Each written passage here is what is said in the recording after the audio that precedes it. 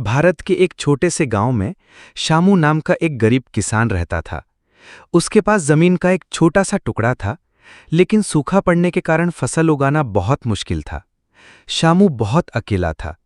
उसका एकमात्र दोस्त एक सुंदर सफेद कबूतर था, जिसका उसने हीरा नाम रखा था। हर सुबह हीरा शामू के कंधे पर आकर बैठ जाता और शामू अपनी सूखी रोटी का एक टुकड़ा उसके साथ बांटता था। एक साल सूखा बहुत भयानक पड़ा। शामू के खेत पूरी तरह से बंजर हो गए और उसके पास खाने के लिए कुछ भी नहीं बचा। वह भूख से कमजोर होकर एक दिन अपने घर के बाहर बैठा था, तभी हीरा उड़कर आया और उसकी गोद में एक छोटी सी चमकदार चीज गिरा दी। शामू ने उसे उठाया तो उसकी आंखें आश्चर्य से चौड़ी हो गई। यह एक ठोस सोने का अंडा था। वह तुरंत उस अंडे को लेकर शहर के सुनार के पास गया। सुनार ने अंडे की जांच की और उसे ढेर सारे पैसे दिए, जो शामू के लिए महीनों के भोजन और बीज खरीदने के लिए काफी थे।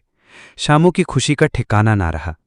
उसने घर आकर हीरा को गले लगाया और उसे धन्यवाद दिया। अब यह रोज का नियम बन गया। हर सुबह हीरा एक सोने का अंडा देता। धीरे धीरे शामू की गरीबी दूर हो गई। उसने एक अच्छा घर बनाया और ज्यादा जमीन खरीदी, लेकिन वो हीरा को कभी नहीं भूला। वो उसके लिए सबसे अच्छा दाना लाता और उसका बहुत ख्याल रखता। उनकी दोस्ती पहले से भी ज्यादा गहरी हो गई। एक दिन शामू के मन में एक लालची विचार आया। उसने सोचा, अगर यह कबूतर रोज एक सोने का अंडा देता है तो इसके पेट में जरूर सोने के बहुत सारे अंडे होंगे। अगर मैं इसे काट दूं तो मैं एक ही बार में सारे अंडे निकालकर गांव का सबसे अमीर आदमी बन जाऊंगा। इस बुरे विचार के आते ही शामू ने एक चाकू उठाया और कबूतर के घोंसले की ओर बढ़ा। हीरा उसे देखकर प्यार से गुटरगूं करने लगा।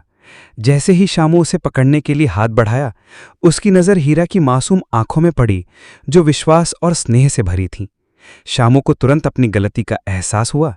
उसने सोचा, मैं यह क्या करने जा रहा था?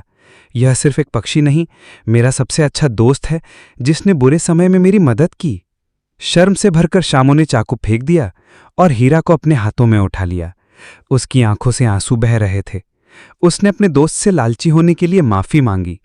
हीरा ने प्यार से अपनी चोंच उसके गाल पर रगड़ी, जैसे कह रहा हो, कोई बात नहीं। उस दिन के बाद शामू के मन में फिर कभी लालच नहीं आया। वह उस एक सोने के अंडे से खुश था जो उसे रोज मिलता था। उसने अपनी संपत्ति का उपयोग न केवल अपने लिए बल्कि गांव के अन्य जरूरतमंद लोगों की मदद के लिए भी किया। शामू और हीरा की दोस्ती की कहानी दूर दूर तक फैल गई, जो सभी को याद दिलाती थी कि सच्ची दौलत सोने में नहीं बल्कि संतोष और सच्ची दोस्ती